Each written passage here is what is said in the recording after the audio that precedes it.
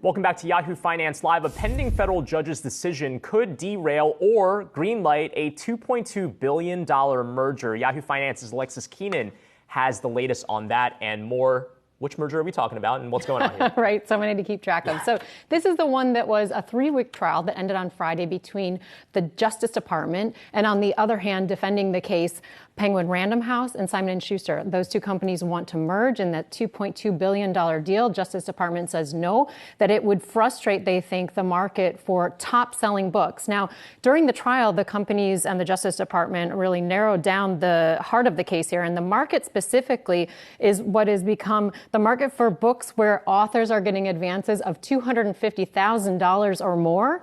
So that's the part where they say that there would be too much consolidation and that other companies would not be able to compete here. So a big one that we're watching, there are some pre-trial, post-trial briefs that are being filed, after which the judge will make a decision in this case. It's not a jury trial here. All right, definitely one worth watching. Let's shift gears over to Tesla. And apparently we don't talk a lot about kind of musical chairs happening in a legal department of a major company, but it's important to note that Tesla obviously dealing with a lot of things with Elon Musk.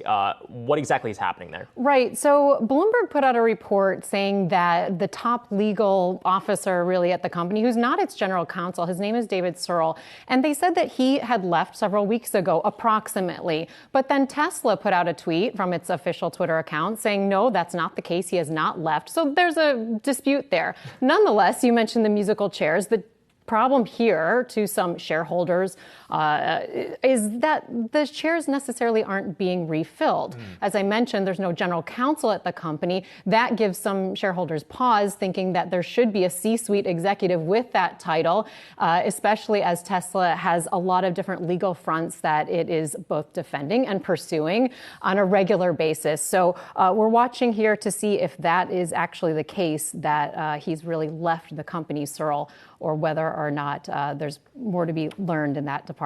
Yeah, just another notch in the saga here. Last question here, shifting from the kind of companies to obviously politics. A lot of attention still on the FBI's Mar-a-Lago affidavit of the president. Obviously, there's so much chatter about whether or not, what is the risk associated with unsealing that? We've heard Representative Adam Schiff kind of come out over the weekend say it could be something that the public interest is definitely interested in, even despite those risks. What's the latest on the affidavit? So what's happening is that the parties have until Thursday, really the Justice Department has until Thursday, to put in front of this judge who granted the search warrant in the first place, right? So he's the one that knows the underlying facts. He knows what's in those documents.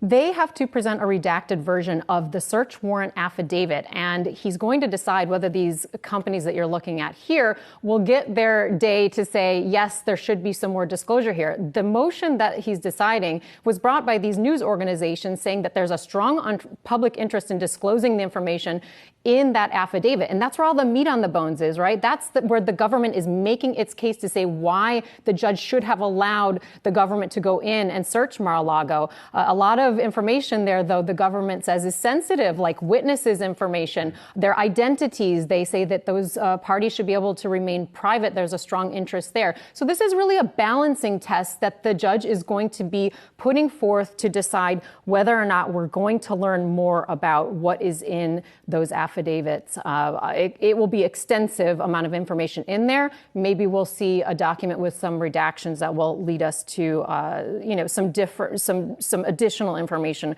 But the judge has just put out his reasoning behind his decision, saying that there's a strong, compelling interest that the sources and the methods of the government's investigation do be kept under seal. So he's going to have to balance those out. We'll see where it goes. See how many redactions there are if that is indeed the case. Yeah, Finance's Alexis Keenan. Thanks so much. Appreciate it.